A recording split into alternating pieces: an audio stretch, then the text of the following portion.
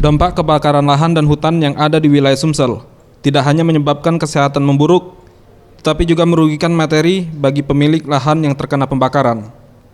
Seperti yang dialami Imam, pemilik lahan sawit yang terbakar. Ia mengakui mengalami kerugian hingga 500 juta rupiah akibat ulah pihak perusahaan yang sengaja melakukan pembakaran lahan.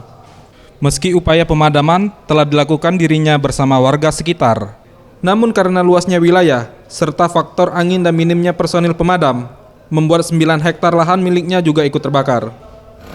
Ya, dari rambatan arah PT Rambang itu yang membakar di lahan yang kosong itu, lahan kosong, terus merambat ke kebunnya Pak Jumadi, tetangga kami.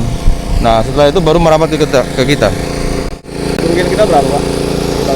Waduh, kalau kerugiannya banyak nih, Mas. Sampai miliaran, Pak? Tidak sampai, paling nyampe ratusan lah. Ya. 500? Lebih kurangnya lah. Sementara itu, warga desa Jejawi juga mengeluhkan sesaknya pernapasan dan perihnya mata saat beraktivitas selama masih pekatnya kabut asap. Mereka berharap pemerintah dapat segera mengatasi bencana kabut asap yang saat ini menimpa Sumsel. Di kabut asap ini karena kami sini banyak kena penyakit, sesak napas banyak. Nggak berapa lama, Pak? Asap ini? Iya. Oh iya lama, kena 3 bulan lebih. Lah jelas nganggu, terutama ya Pak. Budak-budak ini anak sekolah ini kan termasuk kena galos.